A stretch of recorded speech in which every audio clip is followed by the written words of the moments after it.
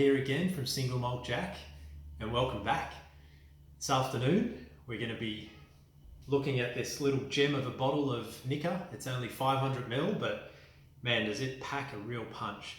We're going to be pairing it with a nice summer ale beer that I've got here on tap, and I've also got some creamy Brie cheese and some walnuts. So stay tuned and I'll give you a bit more of an insight.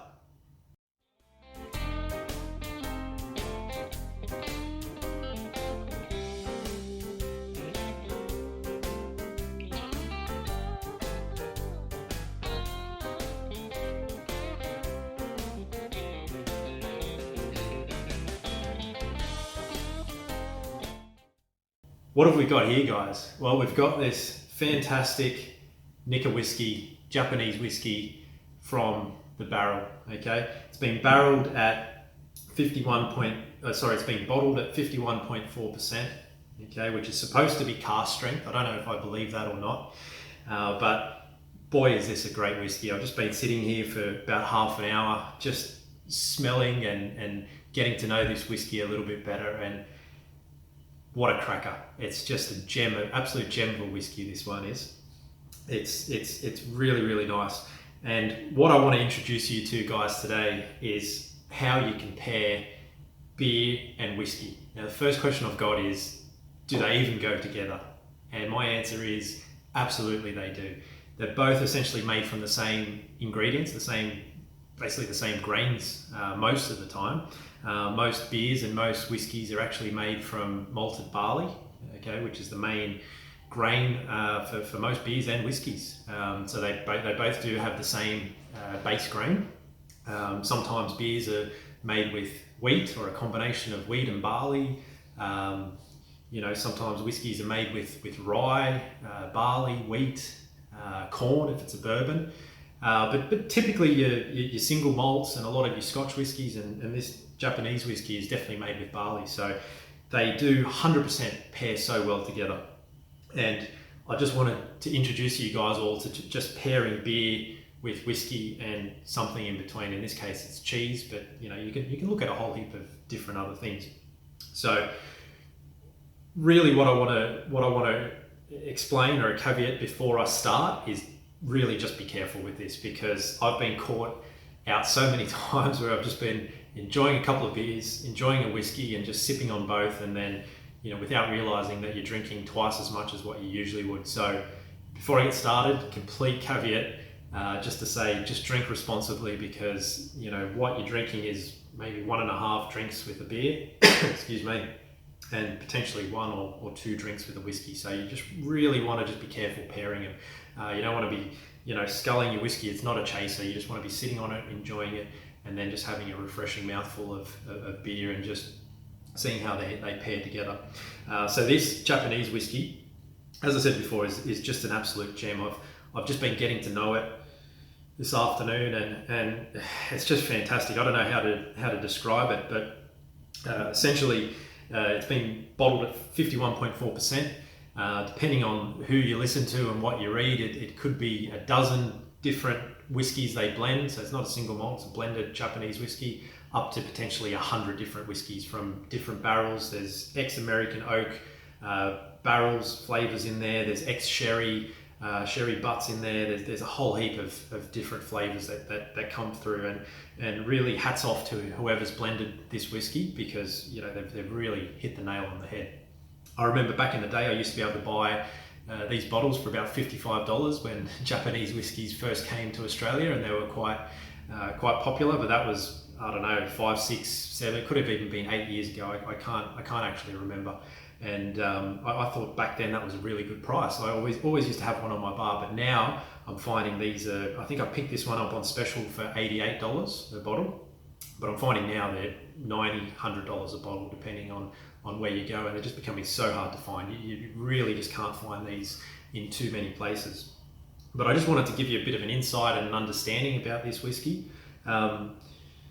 Essentially, on the nose, it's a really it's really a unique style of whiskey. It's really a lot different to the Scotch or the single malt Scotch styles of whiskey.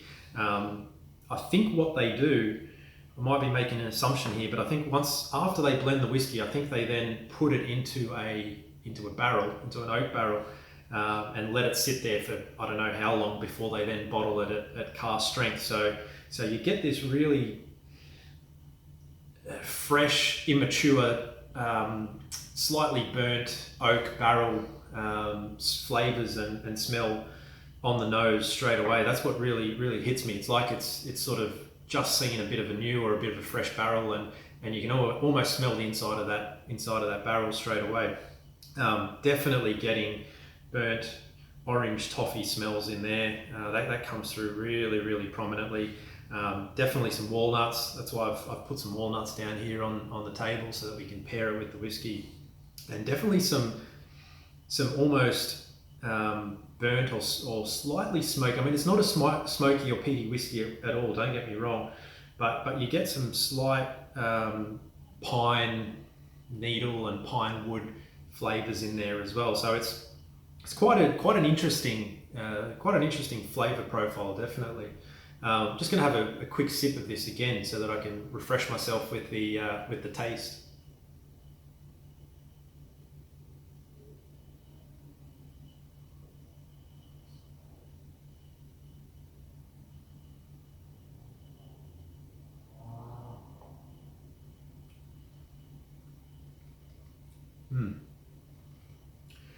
And that's pretty strong. With this cask strength whiskey at 51%, it can be quite difficult to pick up a lot of those flavors. I do struggle a little bit, which is why I've got some water here. So I'm going to put some water in this pretty soon and just see how that opens up the flavors, because it's a little bit too strong for my palate. But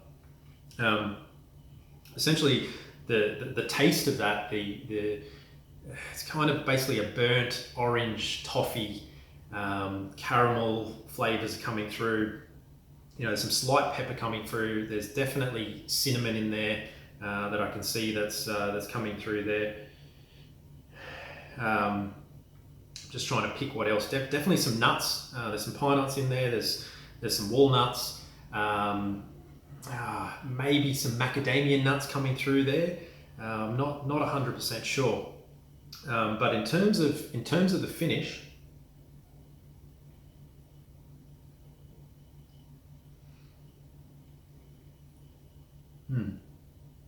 the finish is actually very well balanced finish. So it's quite surprising. It doesn't linger on for too long, but it's sort of just enough. There's a little bit of oak barrel smoke in there, a little bit of pepper, some nutty flavors in there. Once again, some of those pine nuts and walnuts come through again. So just looking again on the whiskey exchange, and they're definitely sort of picking up some of the things that I picked up here again as well. But they're saying sort of spicy, peppery notes. Yeah, fair enough. A lot of richness, spicy oak. Okay, yeah, we could definitely taste that through. Some soft orange fruitiness. I don't know if it's soft. I think for my palate, it's a little bit more full on than soft. Grainy sweetiness, candied orange. Yeah, definitely orange peel. Okay, that's quite interesting, quite rich. Accompanied by cinnamon and clove. Okay, well my palate wasn't refined enough to pick up any clove in there, but definitely going to take their word for it. And then in terms of the finish, great balance. They're saying it needs a little bit of water, okay, which is exactly really what I thought as well. So what I want to do in here is, before I go any further, I just want to put essentially a couple of drops of water in there. Look, don't overdo it, but this can handle a little bit more than others because it is at 51.4%. Okay, so the last whiskey I sampled last week, the Lagavulin was only 48%. So this can probably handle a little bit more water in there, and that straight away definitely opens that up quite a lot. But I'll let that sit and just those flavors open up a little bit more. But while I've got that whiskey fresh in my mouth, I just wanted to grab a little bit of cheese and a bit of walnut.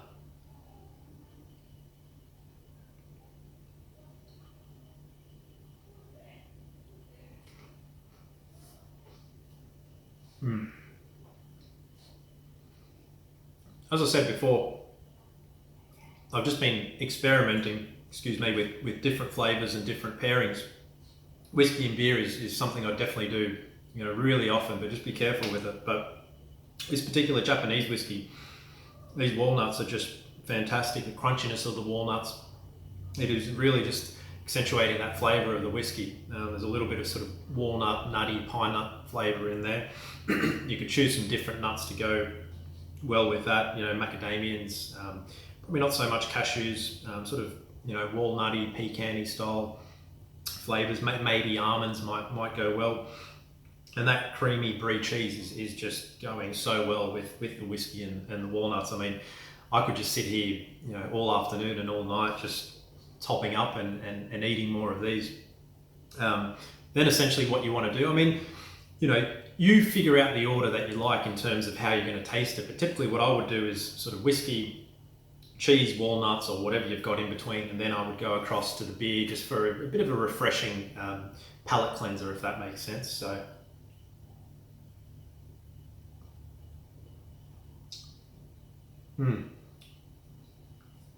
This is just a local, Brisbane Gold Coast, I guess Brisbane beer from a local brewery that I've got here on tap at my home bar. It's a summer ale. I won't go too much in detail about the beer. We just don't have enough time today. But I've picked this beer because it's a summer ale. It's not a high strength. I think it's about 4.5%. So I don't want to be knocking my socks off with a beer as well as a whiskey. So just be careful. I want the whiskey to be the hero of this plate and this palate here today. So I just want that beer to take just a little bit of backseat. But it's a nice summer ale. It's quite refreshing. It's got some tropical fruit flavors. It's not too hoppy. It's not too crafty. It's quite just refreshing, just a nice palate cleanser essentially. I think I'm just going to have another sip of this one. And I just don't want that beer to be doing too much in this situation. Really, if you've got a big bold beer, then you want that to be the hero of the palate and the plate.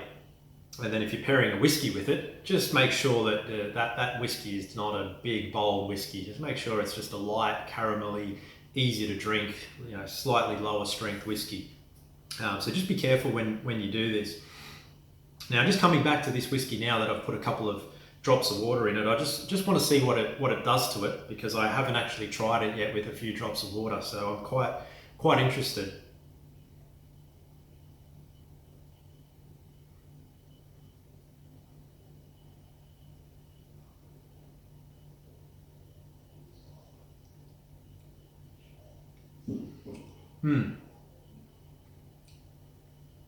Oh, look, for my palate, that opens up the flavors just unbelievably. I can taste so many more different things in there now. The orange candy is coming through a lot more prominent. The pepperiness, there's a bit more sweetness in it now for me. Those nutty flavors, the pine nuts, the pine wood are coming through. It's really, really opened up the flavors a lot more for me. It's a lot more palatable for me now. But I find that adding the water in there sort of, I don't know how to explain it, but it just takes a bit of the excitement out of that whiskey now. So it's a bit of a two-edged sword. So it definitely opens the whiskey up, allows me to taste it a little bit more. But I'm finding that it almost takes away sort of the edge or the that experience that this bottle of Nikka has when it's at cask strength. So I don't know how I feel about it. It's interesting. It's interesting. I think what I might do to enjoy the whiskey is just a big ice cube and just let it melt slowly. So at the beginning, I've just got a nice bang, a nice high strength whiskey, cask strength. And then as time goes on, it'll open up, water down, and it'll just be quite nice to drink. So I think that's what I'm going to do next time. Or even, actually, I've convinced myself I'll probably do that tonight. I think I'll put that in in a nice whiskey glass, put a big ice sphere in there and just sit on that for a little bit and just see how the flavor profiles change as that ice melts. I'm going to sit here, continue with these nuts, continue with the cheese. I'm going to finish my beer. May even pour another one or a different style of beer, maybe something a little bit hoppier. You know, not too higher percentage or higher proof beer. But I hope you've enjoyed it today. I've given you just a bit of an insight of what I like to sit down and do at home and in my home bar. So I really hope you've got something out of it. What I would suggest to you guys is, you know, when you're at home or even when you're out at a bar, you know, do some experimentation.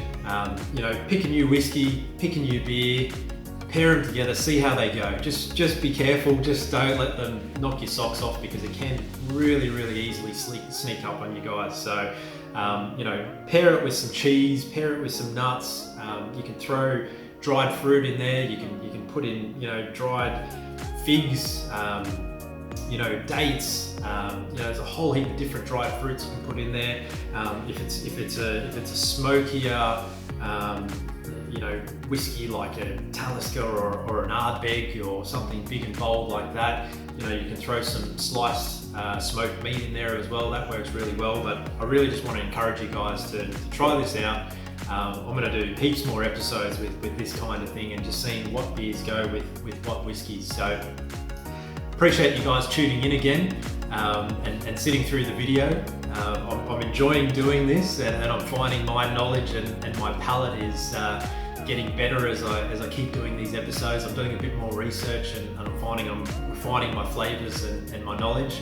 So stay tuned. Next episode, we're going to be doing a bit of a cocktail. So I won't give away too much, but stay tuned next week for the next episode.